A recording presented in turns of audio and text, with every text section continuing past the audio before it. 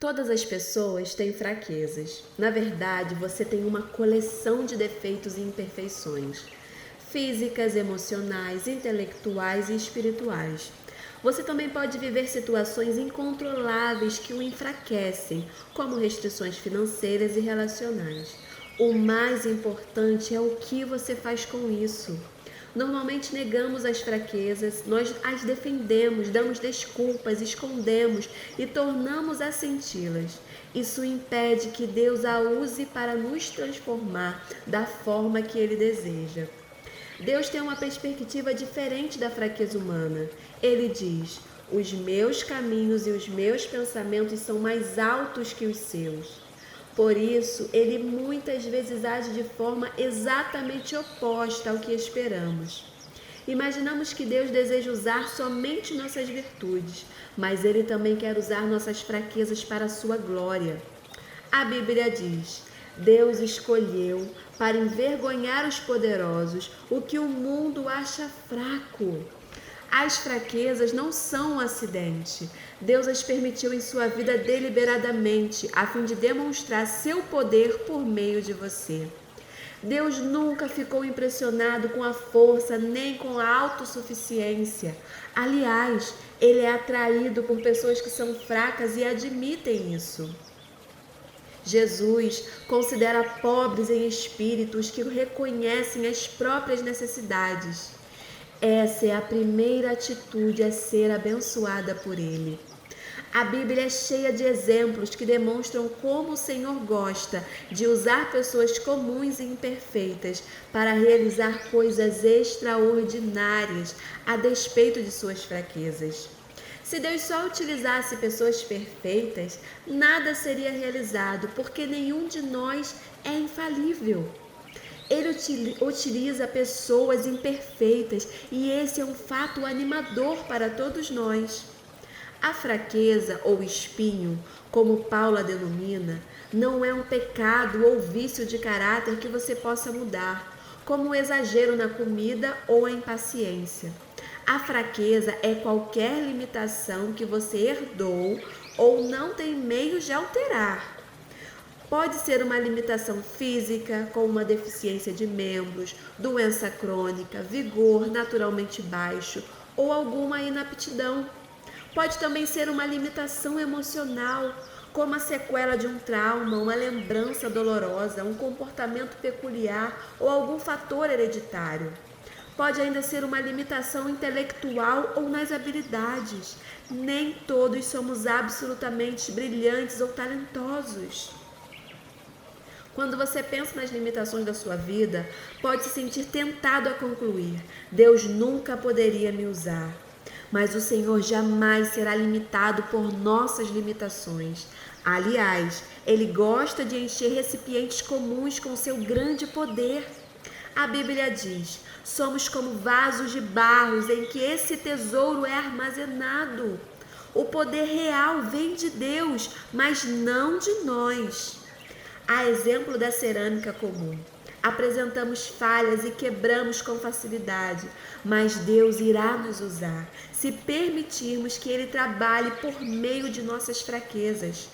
Para que isso aconteça, devemos seguir o exemplo de Paulo. Admita as suas fraquezas. Confesse suas imperfeições. Pare de fingir que é perfeito e seja honesto a respeito de você mesmo. Em vez de viver apresentando desculpas e recusas, identifique sem pressa suas fraquezas pessoais. Você pode até fazer uma lista delas. Duas grandes confissões do Novo Testamento ilustram o que é necessário para uma vida saudável. A primeira foi feita por Pedro, que disse a Jesus: Tu és o Cristo, Filho do Deus vivo. A segunda foi feita por Paulo, que disse a uma multidão que o idolatrava: Nós somos simples seres humanos como vocês. Se você quer que Deus o use, deve saber quem Ele é e quem é você. Muitos cristãos, principalmente líderes, esquecem-se da segunda verdade. Somos apenas humanos. Se uma crise for necessária para que você admita isso, Deus não irá hesitar em permiti-la, pois Ele o ama. Regozije-se na sua fraqueza. Paulo disse: Sinto-me muito feliz em me gloriar nas minhas fraquezas, pois assim o poder de Cristo poderá agir por meu intermédio. E como que sei que tudo é para Cristo, estou muito contente com a minha fraqueza. Em princípio, isso não faz nenhum sentido. Queremos ser libertos das nossas fraquezas, mas não nos regozijaremos nela. O regozijo, no entanto, é uma expressão de fé na bondade de Deus. É como dizer: Deus, creio que tu me amas e sabes o que é melhor para mim. Paulo apresenta várias razões para ficarmos contentes com as fraquezas. Para começar, elas nos fazem depender de Deus, falando a respeito da própria fraqueza que o Senhor o recusará e eliminar. O apóstolo declarou: sinto-me bem feliz com o espinho, e quando estou fraco, então eu sou forte. Quanto menos tenho, mais dependo dele.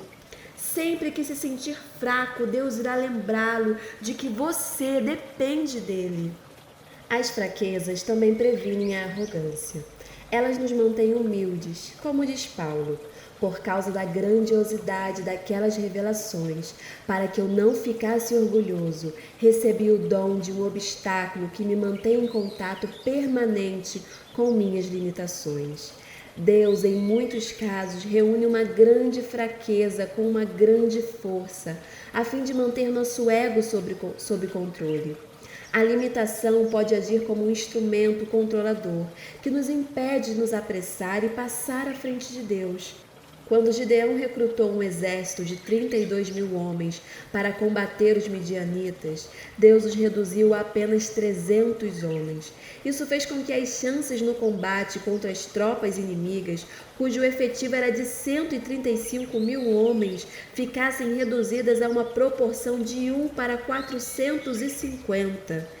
Isso aparentemente era receita para a ruína, mas Deus agiu assim para que Israel soubesse que foi Deus, que foi o poder de Deus, não a força deles, que os havia livrado. Nossas fraquezas também incentivam a comunhão entre os fiéis, enquanto a força gera um espírito independente. Não preciso de mais ninguém. As limitações demonstram quanto precisamos uns dos outros. Quando tecemos as frágeis fibras de nossa vida uns com os outros, surge uma corda de grande força. Acima de tudo, nossas fraquezas aumentam nossa capacidade para o exercício do ministério da solidariedade. Eles nos tornam mais atenciosos e nos fazem sentir compaixão pelas fraquezas dos outros. Deus quer que você tenha um ministério semelhante ao de Cristo.